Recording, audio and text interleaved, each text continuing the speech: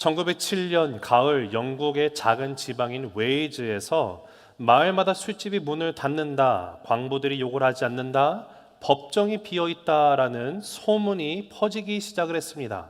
그런데 이것이 소문이 아니라 사실이었습니다. 웨일즈라는 지역에 큰 변화가 일어나기 시작을 했는데 그 변화의 중심에는 한 무명의 젊은 광부 에반 로버츠가 있었습니다. 에반이 어느 날 기도하던 가운데 하나님의 강한 임재를 체험하게 됐는데 마음에 불타는 확신을 성령님이 주셨습니다. 그 확신은 바로 웨일즈에 성령의 불이 임해야 한다라는 것이었습니다.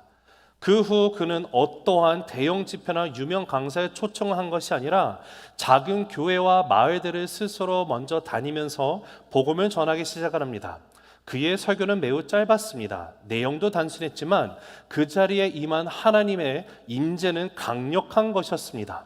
그리고 로버츠의 간절한 기도와 찬양 속에서 사람들이 죄를 고백하며 울부짖기 시작을 했고 그 자리에서 예수님은 나의 삶의 주인으로 구원자로 영접하는 역사가 일어나기 시작을 했습니다. 그리고 불과 몇 달이 지나지 않은 채 그곳에서 예수님이 영접한 웨일즈 지역에 있는 사람의 수가 10만 명을 넘어가게 됩니다. 여러분, 그 당시의 기록을 찾아보면 그 부흥의 파도가 교회 안에만 머물러 있었던 것이 아니라 웨일즈 전역을 뒤흔들어 놓았다는 사실을 우리가 보게 됩니다. 그래서 실제로 술집들이 손님이 없어서 문을 닫게 되고 범죄율이 급격하게 감소함으로 경찰들이 할 일이 없어서 경찰 합창단을 조직해서 찬송을 불렀다고 합니다. 광산에서는 욕설이 사라져서 말들이 광부의 지시를 알아듣지 못했다고 합니다. 왜냐하면 그 전까지만 해도 욕을 해가면서 말들에게 지시를 했었는데 욕을 안 해서 말이 어리둥하다는 것이죠. 법정은 한동안 재판이 열리지 않으니까 판사들이 빈 법정에서 성경을 읽고 있는 모습들이 잦았다라고 합니다. 여러분, 이 모든 변화는 웨일즈 지역의 새로운 제도나 법제도가 들어왔기 때문이 아닙니다. 복음의 능력이 사람의 마음을 변화시킨 결과임을 믿으시기 바랍니다. 그래서 웨일즈 사람들이 이런 고백을 했다고 합니다. 우리를 바꾼 것은 사람의 말이 아니다. 하나님의 말씀과 성령의 불이 우리를 변화하게 했다라고 외쳤다고 말합니다. 사랑하는 성도 여러분, 우리에게 주어지신 이 복음은요, 그런 능력 있는 복음임을 믿으시기 바랍니다. 복음이 스쳐 지나간 자리는 결코 예전과 같을 수 없음을 믿으시기 바랍니다. 우리 한번 화면을 보시면서 같이 읽어보실까요? 시작. 복음이 스쳐 지나간 자리는 결코 예전과 같을 수 없습니다. 한 번 더 읽습니다. 시작. 복음이 스쳐 지나간 자리는 결코 예전과 같을 수 없습니다. 여러분, 우리가 역사를 돌아보면 하나님의 복음이 전해진 지역은요, 하나님의 복음이 스쳐 지나간 자리는 반드시 그곳에 복음의 흔적이 남아있게 되어 있습니다. 그리고 그 자리는 결코 예전과 같을 수가 없다라는 것이에요. 그것을 우리에게 역사적으로 보여주는 것이 1904년도에 일어났었던 웨일즈의 부흥입니다. 이 웨일즈에서 일어난 부흥이라는 것은요, 단순한 과거의 사건이 아니었습니다. 하나님의 복음이 한 지역을 스쳐 지나가면서 그 자리가 반드시 변하게 되는 것이, 술집의 문을 닫게 되는 것, 법정이 비게 되는 것, 사람들의 말이 변화가 되는 것, 삶이 달라지는 것이 우리에게 보여주는 실질적인 복음의 능력이라는 것이에요. 이 변화는 개인의 마음속에서 끝나는 것이 아니라 중요한 사실은 사회와 문화, 경제까지 뒤흔드는 능력이 복음의 능력임을 믿으시기 바랍니다. 여러분, 근데 그거 아십니까? 이 웨일즈에서 일어났던 1900년대의 이 부흥 사건이요, 오늘 우리가 읽은 사도행전 19장에 우리가 마지막으로 에베소에서 이 선교 역사를 볼 텐데, 여기서도 동일한 역사, 그 부흥의 놀라운 일이 일어났던 것을 우리가 보게 됩니다. 웨일즈의 광부들이 변했던 것처럼 에베소에 있는 상인들이, 마술사들이, 그리고 우상을 만들던 장들이 흔들려 버리기 시작을 했습니다. 자, 오늘 본문을 통해서 복음의 능력이 어떻게 한 도시를 바꾸게 되는지, 하나님의 일하심 속에서 드러나는 복음의 역사, 여러분과 두 가지를 나누려고 합니다. 자, 첫 번째, 같이 읽습니다. 시작. 세상을 바꾸는 힘은 사람의 말이 아니라 복음의 울림에서 시작된다. 다시 한번 읽으실까요? 시작. 세상을 바꾸는 힘은 사람의 말이 아니라 복음의 울림에서 시작된다. 자, 26절 있습니다. 시작. 이 바울이 에베소뿐 아니라 거의 전 아시아를 통하여 수많은 사람을 권유하여 말하되, 사람의 손으로 만든 것들은 신이 아니라 하니 이는 그대들도 보고 들은 것이라. 바울이 에베소에서 약 3년이라는 기간 동안에 복음을 전했습니다. 그가 두란노 서원에서 매일 날마다 하나님의 나라에 대해서 강론하고 나갔습니다. 그랬더니 수많은 사람들이 우상과 마술을 버리고 예수님 앞에 돌아오게 되는 놀라운 부흥의 역사가 일어나게 되었죠. 그 영향력이 단순히 개개인의 삶을 변화시킨 것이 아니라 그 도시의 경제와 문화까지 흔들어버리는 큰 소동이 일어났다라고 오늘 성경 말씀을 우리에게 정확하게 기록을 해주고 있는데, 우리 29절 한번 읽어보실까요? 시작. 온 시내가 요란하여 바울과 같이 다니는 마게도냐 사람 가이오와 아리스다고를 붙들어 일제히 연극장으로 달려 들어가는지라. 바울이 전한 복음으로 인해서 온 시내가 요란해지는 사건이 발생하게 되는 것을 오늘 우리가 보게 됩니다. 자, 사랑하는 우리 새생명 가족 여러분, 우리가 그리스도로 산다는 것이 무엇을 뜻합니까? 이 복음의 능력, 복음이 하나님의 능력인데, 하나님의 능력인 복음이 우리 삶에 주어졌다는 것은요, 나의 인생을 통해서 동일한 소동이 이 땅 가운데 일어날 수 있다 없다? 있다라는 사실이에요. 믿으십니까?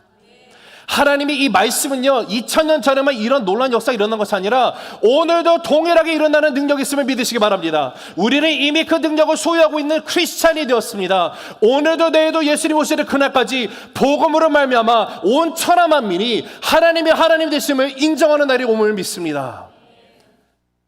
근데 오늘 본문을 보니까 바울이 전한 이 복음에서 제일 열받은 한 사람이 등장을 합니다. 얼마나 열받았는지 그 사람의 이름이 등장을 합니다. 자, 24절 한번 읽어보실까요? 시작. 즉 데메드리오라 하는 어떤 은장색이 은으로 아데미의 신상 모형을 만들어 직공들에게 적지 않은 벌이를 하게 하더니. 데메드리오라는 사람이 등장을 하는데 이 사람의 직업도 나와 있죠. 은으로 아데미의 신상을 만들어 파는 사람입니다. 은세공업자입니다. 이 사람이 돈을 많이 벌 수 있는 유일한 길은요, 아데미 신전에 많은 사람들이 와야지만 와서 거기서 아데미 신을 이렇게 제사를 드리는 이 그 모든 것에 동참을 하고 난 다음에 집에 갈 때 아데미 신상을 사가야만 그의 벌이가 되는 것입니다. 그리고 실질적으로 많은 돈을 벌었던 것 같습니다. 그런데 문제는 바울이 한 3년여 전에 와서 아니 전혀 모르는 별 봤더니 뭐 별 좀 잘생긴 것 같지도 않고 이상하게 생긴 아저씨 하나가 와가지고 예수님을 전하기 시작을 했어요. 하나님의 나라에 대해서 두란노 서원에 모였고 계속 강론을 하는데 봤더니 뭐 갑자기 뭐 사람들이 한두씩 계속 모이기 시작하고 막 예수를 믿고 나간다는 사람이 보이기 시작을 하는 거예요. 그때까지는 괜찮아요. 근데 보니까 이상한 낌새가 있는데, 움직임이 있는데 갑자기 마술사들이 자신들이 평생 가장 소중히 여기던 마술책들을 다 불살라 질러버리기 시작을 했어요. 그 양이 얼마나 됐다고요? 은 5만 드라크마, 어마어마한 양의 책들을 불태우기 시작을 합니다. 어라, 이거 이상한데? 근데 문제가 어떻게 돼요? 그때까지만 해도 가만히 있겠는데 이제는 내 벌이, 밥벌이가 지금 힘들어지게 됐어요. 왜요? 바울이 미신과 마술로 가득 차 있는 에베소라는 곳에 와가지고 복음이라는 것을 외치기 시작하고 하나님의 나라에 대해서 강론하기 시작했는데, 마술로 먹고 살던 사람들이 마술책을 버리면서 마술이 사라지기 시작하고요, 아데미 신상을 팔아서 먹고 살던 도시인데 그곳에서 바울이 전한 메시지 때문에 더 이상 신상이 안 팔리기 시작했다는 거예요. 즉 도시 전체가 뒤흔들렸어요. 자, 그러니 지금 이 아데미 신상을 팔아 먹어야 되는 데메드리오 입장에서는요 속이 터지는 거죠. 자, 그래서 어떤 일을 벌입니까? 자, 25절 26절 볼게요. 시작. 그가 그 직공들과 그러한 영업하는 자들을 모아 이르되 여러분도 알거니와 우리의 풍족한 생활이 이 생업에 있는데, 이 바울이 에베소뿐 아니라 거의 전 아시아를 통하여 수많은 사람을 권유하여 말하되 사람의 손으로 만든 것들은 신이 아니라 하니 이는 그들도 보고 들은 것이라. 자, 지금 데메드리오가 솔직하게 얘기하죠. 야, 우리가 진짜 풍족하게 생활할 수 있는 거 이거 신상 팔아 먹은 거 아니냐고. 야, 근데 야, 저 바울 알지? 야, 쟤 때문에 우리 지금 장사, 야, 나 손에 얼마 받는지 알아? 당신 손에 얼마 받았어? 나도 꽤 받는데? 그치? 야, 우리 가만히 있으면 안 된다니까? 얘 지금 어떻게 안 하면 우리 바깥에 길바닥에 내앉게 생긴 거야. 이러면서 지금 사람들을 선동하기 시작을 해요.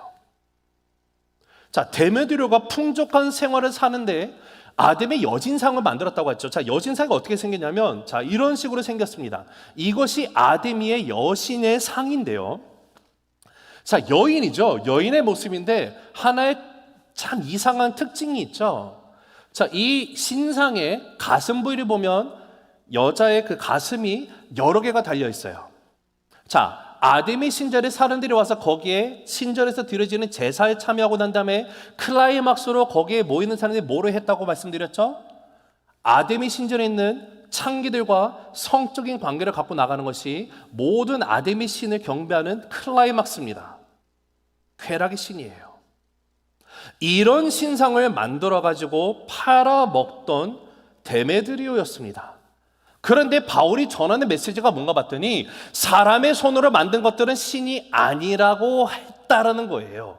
근데 이 메시지가 에베소에서만 국한된 것이 아니라 소아시아 거의 전 지역에 지금 이 복음의 메시지가 증거되면서 사람의 손을 만든 것은 아무것도 아닙니다, 신일 수가 없습니다라는 메시지가 전해지니까 자신들이 입지가 어떻게 돼요?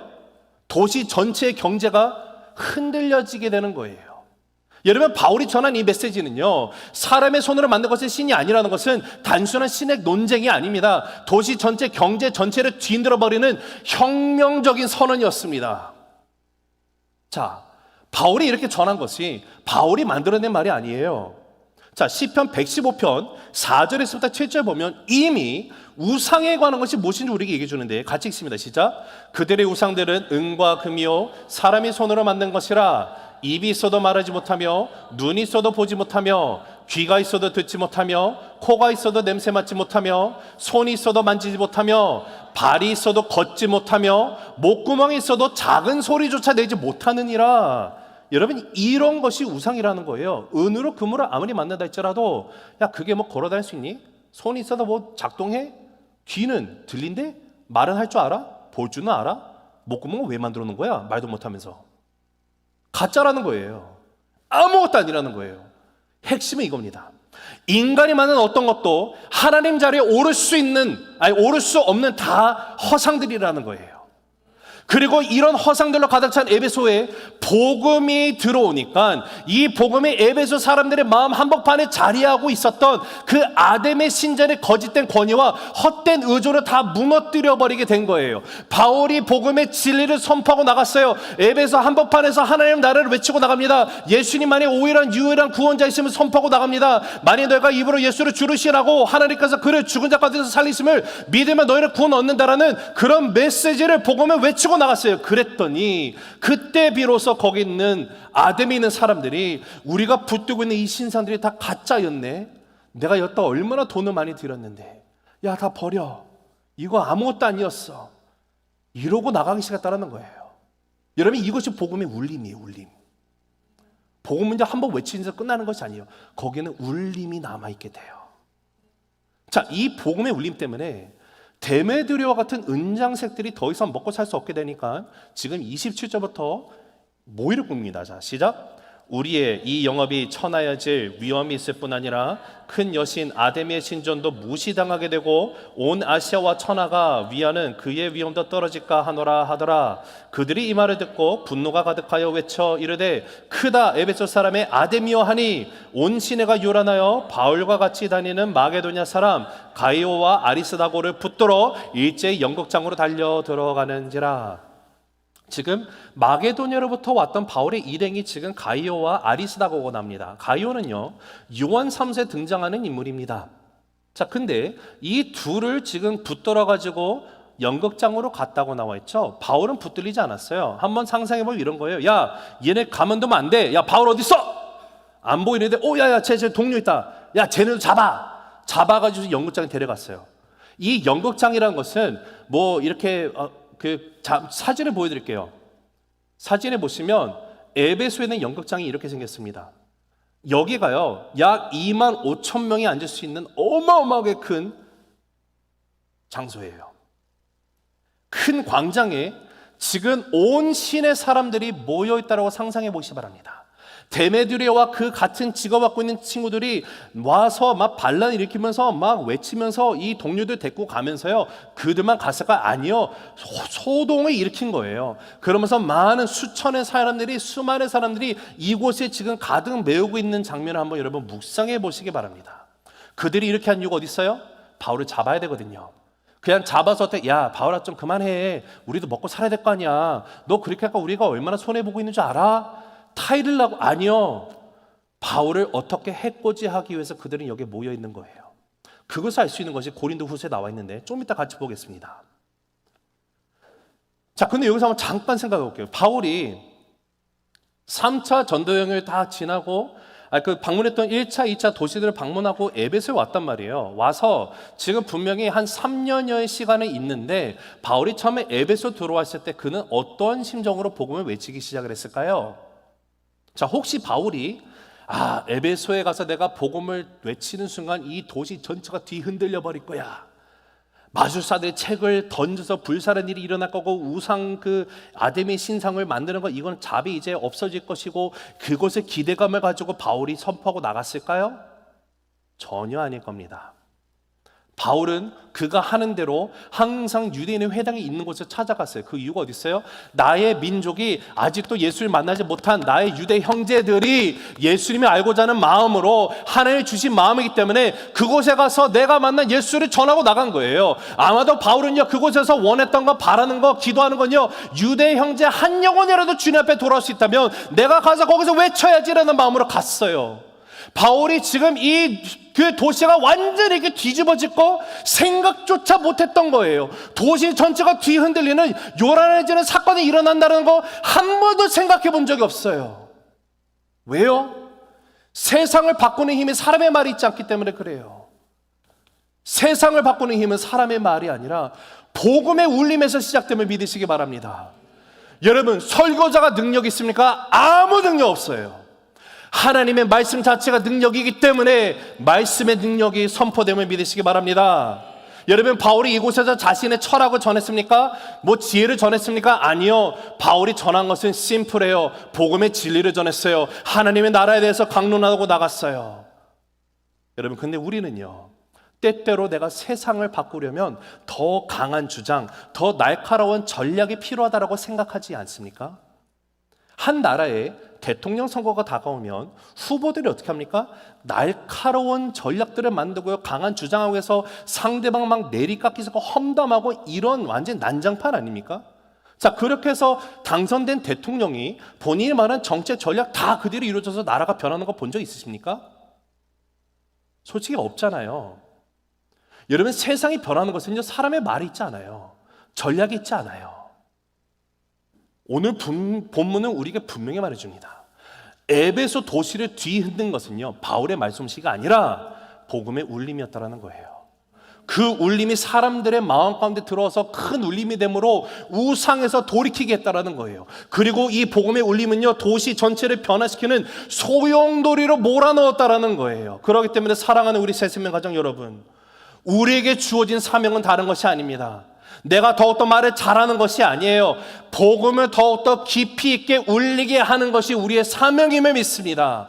우리의 말과 행동을 해서 세상이 바꾸는 것이 아니에요. 복음 그 자체의 울림이 변화를 일으킴을 믿으시기 바랍니다. 그러하기 때문에 우리는 세상을 바꾸려고 내 힘으로 애를 쓰기보다는요, 복음을 온전히 전하는 일에 집중하는 데 우리가 나가야 될 줄로 믿습니다. 여러분, 가정이 변하기 원하십니까? 여러분이 직장이 변하기 원하세요? 여러분이 살고 있는 이 사회가 변하기 원하십니까? 그 변화의 시작점은요, 언제나 복음이 전해지는 자리임을 믿으시기 바랍니다. 자, 두 번째, 시작. 변화의 물결을 끝까지 밀어붙이는 손길은 언제나 하나님이시다. 한 번 더 읽습니다. 시작. 변화의 물결을 끝까지 밀어붙이는 손길은 언제나 하나님이시다. 자, 30절 31절 읽습니다. 시작. 바울이 백성 가운데로 들어가고자 하나 제자들이 말리고, 또 아시아 관리 중에 바울이 친구된 어떤 이들이 그에게 통지하여 연극장에 들어가지 말라 권하더라. 자, 에베소 전체가 완전히 뒤흔들려 버렸습니다. 엄청난 소동이 일어났어요. 거의 반란의 수준입니다. 온 세공업 조합장 데메드리오가 선동으로 시작된 이 소동은요, 단순한 시위가 아니었어요. 경제적인 위협이 있었기 때문에 종교적인 분노라는 것을 거기다 덧입혀가지고요, 온 군중들을 결집시켜버렸어요. 그리고 그 결과로 인해서 에베소 도시는 아수라장이 되어버립니다. 수천 명의 인파가 연극장에 몰려들었어요. 근데 오늘 말씀해 보니까 이들이 이 연극장에 왔는데 왜 왔는지도 모른대요, 본인들이. 자, 32절 읽을게요. 시작. 사람들이 외쳐 어떤 이는 이런 말을 어떤 이는 저런 말을 하니 모인 무리가 분란하여 태반이나 어찌하여 모였는지 알지 못하더라. 모른다라는 거예요. 그냥 왔어요. 야, 저기 뭐 싸움 났대. 그냥 싸움 구경하러 온 것처럼 올 수도 있고요. 야, 가봐. 야, 뭐, 야, 뭐 사촌, 뭐 삼촌. 야, 빨리 저거 빨리 와. 너 친구 다 데리고 와. 이러고 올 수도 있고요. 모였다라는 거예요. 근데 왔는데, 야, 우리 왜 온 거야? 여기서는 한마디 하고 있고, 어숭어숭. 저쪽도 다른 얘기하고 있고, 아무도 몰라요. 즉, 여기에 모여있는 사람은 이성적으로 모인 상태가 아니에요. 그냥 쉽게 말하면, 자신들의 경제적인 손실이 일어나니까 이것을 종교적인 색깔에 입혀가지고요, 지금 분노가 시작한 거예요. 근데 이 분노라는 것이 여러분 아세요? 분노는 전염성이 강합니다. 분노는요, 흥분을 일으키고요, 이 흥분이라는 것은요, 논리를 압도하게 됩니다. 분노가 흥분하면 사람은요, 뭐가 진리인지 관심 없어요. 그냥 감정적으로 욱하게 돼요. 자, 이런 상황에 지금 바울의 동료인 가이오와 아리스다고가 붙잡혀 갔는데, 가이오와 아리스다고가 붙잡혀 가는 것을 바울이 그냥 지켜보고 있을까요? 아, 하나님, 그래도 이 둘이 잡혀가고 내가 안 잡힌 거 나를 살리기 위해서 하셨군요. 도망갑니까? 아니죠. 바울은 알고 있어요. 지금 이들이 잡혀가게 된 거, 이 군중들이 이렇게 화가 나 있는 것은 다 자기가 전했던 복음 때문이면 알아요. 그래서 어떻게 합니까? 그 군중을 뚫고 들어가려고 하는데 제자들이 말렸다고 나와 있어요. 그리고 아시아에 있는, 지금 아까 26절에 보면 뭐라고 나와 있었죠? 제가 지금 다시 봐야 되는데, 거기 아시아에 있는 그 관리들도 지금 막았다라고 말합니다.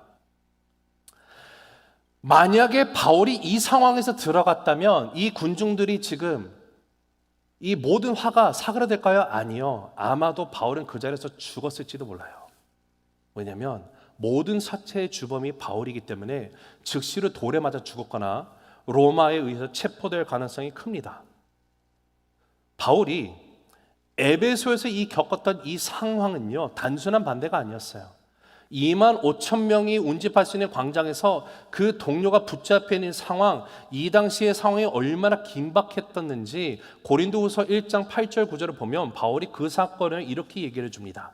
읽습니다. 시작. 형제들아, 우리가 아시아에서 당한 환난을 너희가 모르기를 원하지 아니하노니 힘에 겹도록 심한 고난을 당하여 살 소망까지 끊어지고 우리는 우리 자신이 사형 선고를 받은 줄 알았으니 이는 우리로 자기를 의지하지 말고 오직 죽은 자를 다시 살리시는 하나님만 의지하게 하심이라. 바울이요, 에베소에서 일어난 일을 우리가 아시아에서 당한 환난이라고 말하면서 고린도 교회에 썼던 서신에 그 당시 사건을 써주는데요, 여기 표를 보면 이때 절체절명의 위기예요.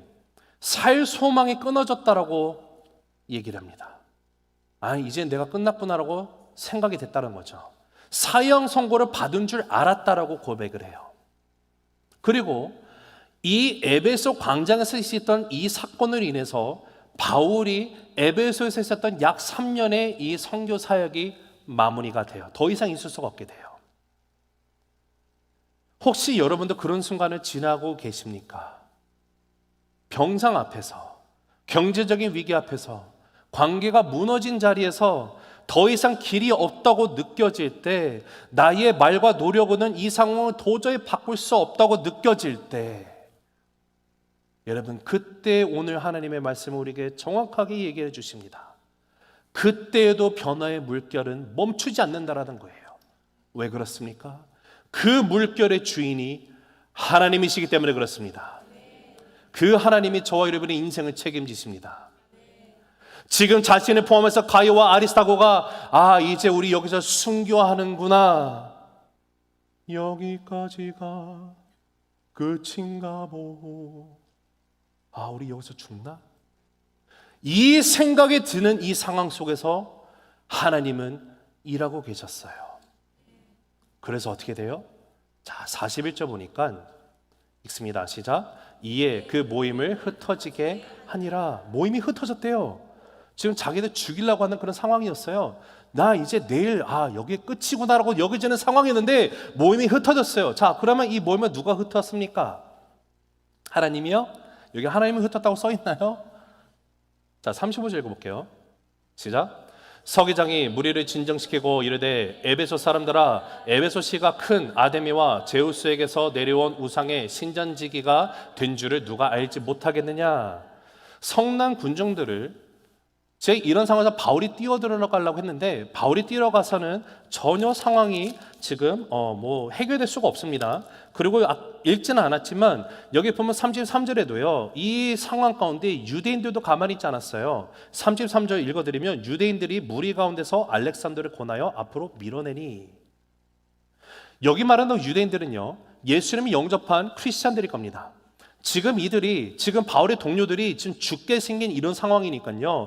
야, 우리 뭐라도 해야 될 거 아니야? 누군가를 가서 얘기 좀 하게. 야, 알렉산더, 그래, 좀 해봐. 알렉산더를 밀어넣었어요. 그랬더니 거기서 알렉산더가 막 손짓하면서 여러분 좀 제발 좀 조용히 해서 이렇게 하는데 아무도 듣지 않아요. 오히려 보니까 야, 쟤 유대인이야. 야, 쟤 뭐라는 거야? 왜 뭐라고 짓거리는 거야? 그러면서 34절에 보면 그들은 그가 유대인인 줄 알고 다 한 소리로 외치려되 크다 에베소 사람의 아데미여 하기를 2시간이나 하더니 발언권은 완전히 그냥 잡아 먹어버렸어요. 2시간 동안 외치니까 아무 소리도 안 들리겠죠. 그런 군중이었는데 이 성난 군중들을 누가 진정시키게 됐다? 32절 보니까 서기관이 등장을 합니다. 자, 서기관이 도대체 뭐라고 했길래 이렇게 성난 군중들이 갑자기 조용해지고 해산했을까요? 자, 36절 39절 읽어보실까요? 시작. 이 일이 그렇지 않다 할 수 없으니 너희가 가만히 있어서 무엇이든지 경솔이 아니하여야 하리라. 신전의 물건을 도둑질하지도 아니하였고 우리 여신을 비방하지도 아니한 이 사람을 너희가 붙잡아 왔으니 만일 데메드려와 그와 함께 있는 직공들이 누구에게 고발할 것이 있으면 재판날도 있고 총독들도 있으니 피차 고소할 것이요 만일 그 외에 무엇을 원하면 정식으로 민회에서 결정할지라. 여러분, 지금 당신들이 데리고 온 이들 뭘 잘못했는지 소지가 없잖아요. 뭐 훔쳤습니까? 우리 아담의 여신에 대해서 뭐 대놓고 모함했어요? 그런 거 아무것도 없잖아요. 여러분, 감정적으로 격분하지 마시고 지금 여러분이 이렇게 모여있는 것 자체가 불법입니다. 만약에 그럼에도 불구하고 데메드리오와 그 일당들이 그래도 이들을 고소하고 항소할 게 있으면 여러분 아시는 것처럼 로마 법상에 오늘 그 보면 이제 곧 있으면 고소할 수 있는 정식적인 민원을 할 수 있는 날이 있으니까 그 날이 다가오니 그때 와서 직접 공식적으로 하십시오 라고 논리적으로 말했더니 서기관이 하는 말을 들어보니까 맞는 이야기라서 무리가 흩어지게 되었음을 우리가 보게 됩니다. 자, 근데 여기서 정말 중요한 질문은 이 서기관을 보내신 분은 누구일까요? 하나님이시죠. 서기관에게 이 논리를 그들이 알아듣게 전하게 할 수 있는 그 지혜와 말을 허락하신 분은 누구십니까? 하나님임을 믿습니다. 바울이 할 수 있는 거 아무것도 없었어요. 바울이 광장에 들어가지 않아도 하나님은요, 바울과 일행을 지키기 위해서 믿지 않는 서기장을 통해 그 일을 마무리하고 계셨던 거예요. 서기장은 바울을 변호하려고 의도를 가지고 가서 말한 거 아니었습니다. 자기가 서기장인데 여기서 지금 불법으로 이렇게 모여서 반란의 형색으로 있으면요, 나중에 로마 제국에서 누군가 추궁을 당하게 될 텐데 자신이 힘들게 되거든요. 그러니까 가서 도시 질서를 유지하기 위해서라도 가서 그 정적 이유로 개입을 하고 나가는 거예요. 그러나 이 모든 과정 뒤에는 하나님의 섭리가 있었다. 여러분, 분명 죽은 직전까지 몰려 들어가 있는 상황이었어요. 그런데 하나님이 그 길을 막으시고 사람을 세우시고 상황을 역전하십니다. 여러분, 변화의 물결을 끝까지 밀어붙이는 손길은 언제나 하나님이세요. 사람이 계획한 변화는 사람의 힘으로만 유지되게 되어 있습니다. 그 힘이 다하게 되면 그 변화는 사라지고 맙니다. 유한한 것입니다. 하지만 하나님이 시작하신 변화는요, 때로는 우리의 능력, 자원, 심지어 의도하지 않은 사람들의 도움을 통해서 하나님은 온전하게 완성하시는 분이심을 믿으시기 바랍니다. 하나님을 사랑하는 자, 곧 그 뜻대로 부르심을 받은 자들에게는 모든 것이 합력하여 선을 이루시는 하나님이심을 믿으시기 바랍니다. 하나님이 주님이 일을 하시는 거예요. 주가 일하시는 거예요. 그런데 우리는 종종 변화의 물결을 내가 끝까지 밀어붙여야 하겠다라고 생각할 때가 있죠.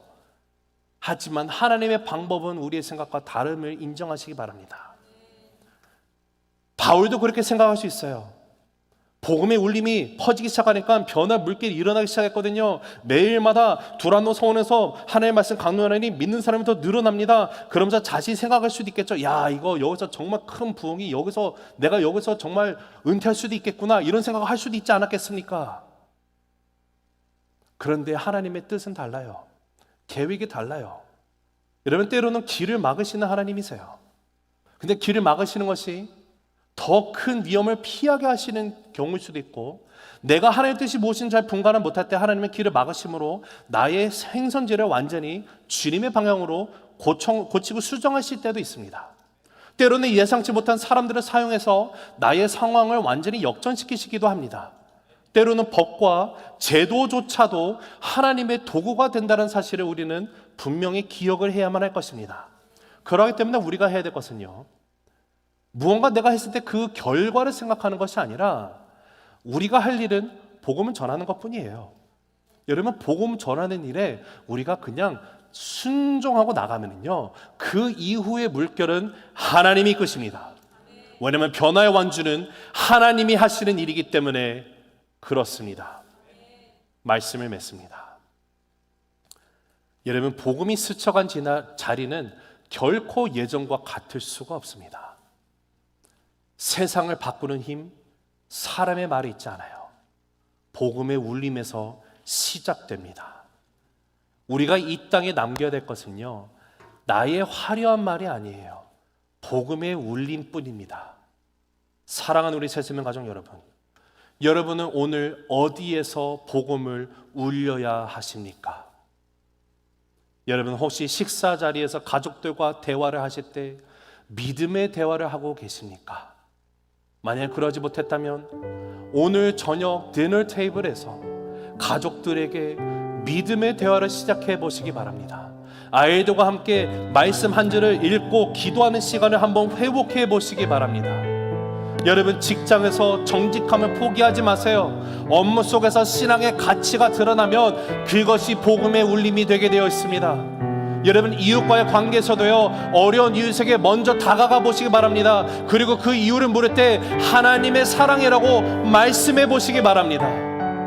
여러분, 소셜미디어, 카톡, 문자, 여러분 그런 거 할 때도요, 댓글 하나, 글 한 줄도요, 복음의 향기를 남기는 그런 모습이 되기를 간절히 바랍니다. 우리는 세상을 바꾸려는 전략가가 돼서는 안 돼요. 복음을 울리는 증인으로서 이 땅을 살아가야 되는 것이에요. 우리가 울린 복음의 파장은 하나님께서 끝까지 밀어붙이실 것입니다. 그렇기 때문에 오늘 내가 있는 자리에서 우리 복음의 울림, 그 작은 울림이 시작이 되기를 원합니다. 변화의 물결은 끝까지 밀어붙이는 손길은 언제나 하나님이세요. 여러분, 오늘 에베소 소동은 바울이 잠잠히 서 있을 때 가라앉게 되었던 것을 우리가 보게 됩니다. 하나님은요, 바울이 직접 움직이지 않아도 하나님 자신의 손으로요, 변화를 끝까지 밀어붙이시는 전지전능하신 분이십니다. 그렇기 때문에 사랑하는 성도 여러분, 우리가 손을 놓아야 할 때가 분명히 있어요. 그러나 그것은 포기한다는 뜻이 아닙니다. 하나님의 손에 맡기는 믿음의 순간입니다. 여러분, 하나님은 지금 내 눈에 보이지 않으시지만 내가 보지 못하는 곳에서도 물결을 완주시키시고 계십니다. 여러분, 우리가 믿음으로 서기만 하면 그분의 손길은 결코 멈추지 않습니다. 우리 이 말씀, 이 사실을 우리의 마음 가운데 붙들고 오늘 우리가 서 있는 이 자리에서부터 주님이 나를 부르시는 그날까지, 예수님 다시 오시는 그날까지 복음을 전하며 하나님의 손길을 온전히 기대하고 나가는 우리 모두의 믿음의 여정 되시기를 예수 그리스도의 이름으로 간절히 기도합니다. 기도하시겠습니다.